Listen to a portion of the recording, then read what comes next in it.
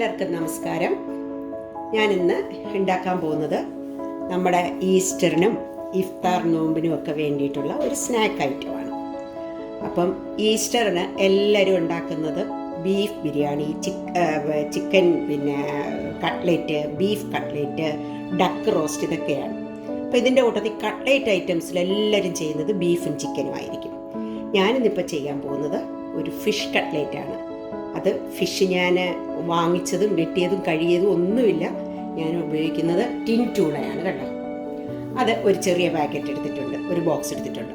അതിന് വേണ്ടിയിട്ട് ഒരു സവാള, ഒരു ഉരുളൻകിഴങ്ങ്, ഒരു ടേബിൾ സ്പൂൺ ഇഞ്ചി പൊടിയായി കൊത്തിയരിഞ്ഞത്, ഒരു 2 പച്ചമുളക്, ഒരു ടേബിൾ സ്പൂൺ വെളുത്തുള്ളി, ഇത്തിരി കറിവേപ്പില, പിന്നെ അത് മുക്കാൻ വേണ്ടിയിട്ട് ഒരു മുട്ട, ബ്രെഡ് ക്രംസ്, പിന്നെ നമുക്ക് ഇച്ചിരി മഞ്ഞൾപ്പൊടി വേണം, മുളക് പൊടി വേണം, ഇച്ചിരി ഗരം മസാല വേണം, കുരുമുളക് വേണം, ഉപ്പ് വേണം, വറുക്കാനുള്ള ഓയിൽ വേണം. ഇത്രയും മതി. അപ്പോൾ ഇത് നമ്മൾ ഉണ്ടാക്കി അങ്ങ് സെറ്റ് ചെയ്ത് വെച്ച് കഴിഞ്ഞ് കഴിഞ്ഞാൽ, ഇപ്പോൾ ഈ നോമ്പെടുക്കുന്ന എല്ലാവർക്കും അന്നേക്ക് എഴുന്നേറ്റ് ചെയ്ത് ഇതെല്ലാം ഉണ്ടാക്കിയിട്ട് ഫ്രൈ ചെയ്യാനൊക്കെ ഭയങ്കര ക്ഷീണമായിരിക്കും. ഇതങ്ങ് സെറ്റ് ചെയ്ത് വെച്ച് കഴിഞ്ഞാൽ എത്ര ദിവസം വേണേലും ഇരിക്കും. പിന്നെ ഈ ടിൻ ട്യൂണ ആയതുകൊണ്ട് അന്നും ഉണ്ടാക്കാൻ നമുക്ക് എളുപ്പമാണ്.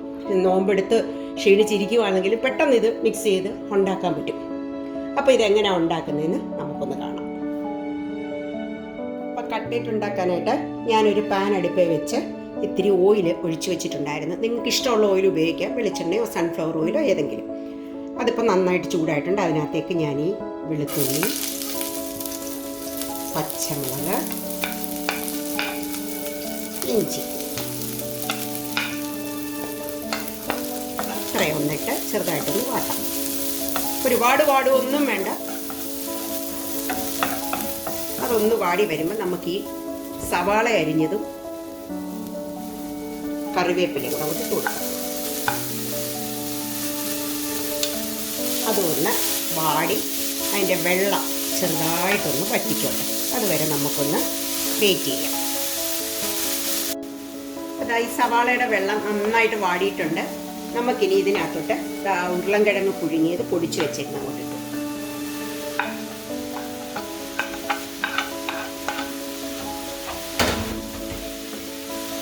ഉപ്പ് ഇട്ട് കൊടുക്കാം.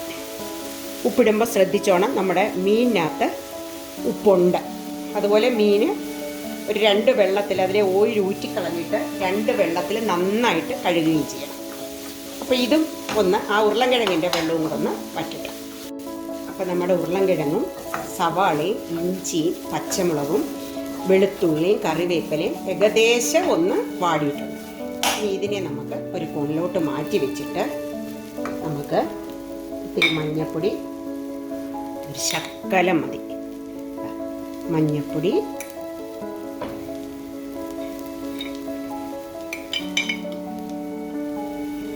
ഒരു 1/4 ടീസ്പൂൺ അല്ല 1/2 ടീസ്പൂൺ മുളക് പൊടി, പിന്നെ നമുക്ക് വേണ്ടുന്നത് ഗരം മസാലയാണ്.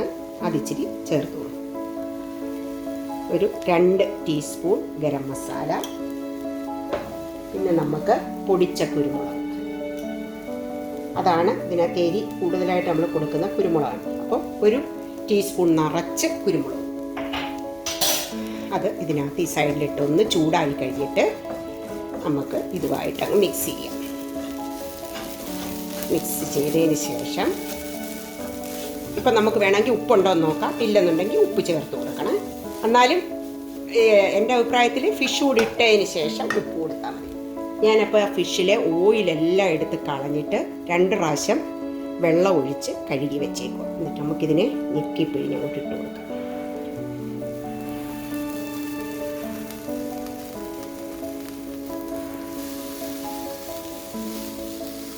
അപ്പോൾ നമ്മുടെ ഫിഷെല്ലാം ഞാനിതിനകത്ത് വെള്ളമെല്ലാം ഞെക്കി കളഞ്ഞിട്ടിട്ടു. ഇനി നമ്മളൊരു ഇച്ചിരി പെരുംജീരകം, വലിയ ജീരകം പൊടിച്ചതും കൂടെ ഒരു 1/2 ടീസ്പൂണ് ഇട്ട് കൊടുക്കുക. അത് ഇടയ്ക്കിടയ്ക്ക് ഒന്ന് പൊടിച്ചതല്ല, ഒന്ന് ചതച്ചത് ഇടയ്ക്കിടയ്ക്ക് ഒന്ന് കടിച്ചെടുക്കാൻ നല്ല രുചിയാണ്. പിന്നെ ഈ സമയത്ത് മല്ലിയില ഇടേണ്ടവർക്ക് വേണമെങ്കിൽ മല്ലിയില ഇട്ട് കൊടുക്കാം. ഞാനിപ്പം മല്ലിയില ഇട്ടിട്ടില്ല, മീനല്ലേ, മല്ലിയിലയുടെ രുചി വേണ്ട, കറിവേപ്പിലയുടെ രുചി ഇരുന്നോട്ടെ. അപ്പം ഇതെല്ലാം കൂടെ ഒന്ന് മിക്സ് ചെയ്ത് ഒന്ന് തോത്തി, അതായത് ഏകദേശം അതിൻ്റെ വെള്ളമെല്ലാം ഒന്ന് വറ്റി. ഉപ്പ് നോക്കണം, ഉപ്പില്ലെന്നുണ്ടെങ്കിൽ ഇതിനിപ്പോൾ ആവശ്യത്തിനുള്ള ഉപ്പുണ്ട്, ഇട്ട് കൊടുക്കുക. ഇത്രയേ ഉള്ളൂ പണി. ഇത് കഴിഞ്ഞു. ഇനി ഇതിനെ നമുക്കൊന്ന് നിരത്തിയിടാം. ഇതൊന്ന് തണുത്തതിന് ശേഷം നമുക്ക് കട്ട്ലേറ്റ് ആക്കിയെടുക്കാം. നമ്മുടെ ആ മസാലയെല്ലാം തണുത്തു നല്ല കട്ടിയായി കണ്ടോ. എല്ലാം ഉരുളൻകിഴങ്ങും മീനും എല്ലാം നല്ലപോലെ ഉടഞ്ഞിട്ടുണ്ട്. നമുക്കിതിനെ നമ്മുടെ ഇഷ്ടമുള്ള ഷേപ്പിൽ, റൗണ്ട് ഷേപ്പെങ്കിൽ റൗണ്ട്, ഓവലെങ്കിൽ ഓവൽ, സ്ക്വയറെങ്കിൽ സ്ക്വയർ, അവനവൻ്റെ ഇഷ്ടത്തിനനുസരിച്ച് ഷേപ്പാക്കുക. ആ ഒരു മുട്ട എടുത്ത് വെച്ചത് ഞാൻ ഒരിത്തിരി കുരുമുളക് പൊടി ഉപ്പും കൂടി ഇട്ട് ഒന്ന് വെച്ചിട്ടുണ്ട്. പിന്നെ ഞാൻ ഇതിൻ്റെ ചുമന്ന കരുവും കൂടെ ചേർത്തങ്ങ് അടിക്കുകയാണ് ചെയ്തത്. അങ്ങനെ ചെയ്താലുള്ള ഒരു കുഴപ്പം ഓയിലിനകത്തോട്ടിടുമ്പോൾ പതയും. വെള്ളം തന്നെ എടുത്ത് ചെയ്യുന്നതാണ് ഏറ്റവും നല്ലത്. പിന്നെ ഇതാ ബ്രെഡിൻ്റെ ക്രംസ്. ഇത് ഞാൻ പച്ച ബ്രെഡിൻ്റെയാണ്, ഉണക്ക ബ്രെഡിൻ്റെ അല്ല, പച്ച ബ്രെഡിൻ്റെ ക്രംസ്. അപ്പം നമുക്കിനി ഇത് ഓരോന്നോരോന്നായിട്ട് ബോളാക്കി മുട്ടയെ മുക്കി ബ്രെഡിൽ മുക്കി വെക്കാം. അപ്പം ഞാൻ കട്ട്ലെറ്റ് എല്ലാം റൗണ്ട് ഷേപ്പിലാണ് ഞാൻ എടുത്തേക്കുന്നത്. മുട്ടയിൽ മുക്കി റൊട്ടിപ്പൊടിയെ മുക്കി എല്ലാം വെച്ചേക്കുക. അത്യാവശ്യം വേണ്ട ഈ ഷേപ്പ് ഇത്രയും വലിപ്പത്തിൽ ഉണ്ട്. ഇത് ഒരു ബോക്സ് പിന്നെ നമ്മുടെ ട്യൂണ കൊണ്ടിട്ട് 12 കട്ട്ലെറ്റ് ഉണ്ടാക്കാൻ പറ്റി. ഒരു ബോക്സ് ട്യൂണയും ഒരു വലിയ ഉരുളൻകിഴങ്ങും ഒരു വലിയ സവാളയും എല്ലാം കൂടെ 12 കട്ട്ലെറ്റ് ഉണ്ടാക്കാൻ പറ്റി. അപ്പോൾ ഇതെല്ലാം ഞാനിങ്ങനെ സെറ്റ് ചെയ്ത് വെച്ചേക്കാണ്. ഞാനിനി ഇതൊരു 10 മിനിറ്റ് ഫ്രിഡ്ജിലൊന്ന് വെക്കാൻ പോവാം. ഒന്ന് കട്ടിയാകാൻ വേണ്ടിയിട്ട് ഫ്രീസറിലല്ല, നോർമൽ ഫ്രിഡ്ജിൽ വെക്കാൻ പോവാണ്. അത് കഴിഞ്ഞതിന് ശേഷം നമുക്ക് ഫ്രൈ ചെയ്യാം. അപ്പം നമ്മുടെ കട്ട്ലേറ്റ് 10 മിനിറ്റ് ഫ്രിഡ്ജിൽ വെച്ചിട്ട് ഞാനെടുത്ത് വെളിയിൽ വെച്ചു. എണ്ണ അടുപ്പിൽ വെച്ച് ചൂടായിട്ടുണ്ട്. നമുക്കത് മൂപ്പിച്ചെടുക്കാം. നല്ല മഞ്ഞക്കരുവും കൂടെ ചേർത്ത് ഇട്ടേക്കുന്നതുകൊണ്ട് എണ്ണ ചിലപ്പോൾ ഒന്ന് പതയാൻ ചാൻസ് ഉണ്ട്. വെള്ളം മാത്രം അടിച്ച് പതപ്പിച്ചെടുക്കുകയാണെങ്കിൽ എണ്ണ പതയത്തൊന്നുമില്ല.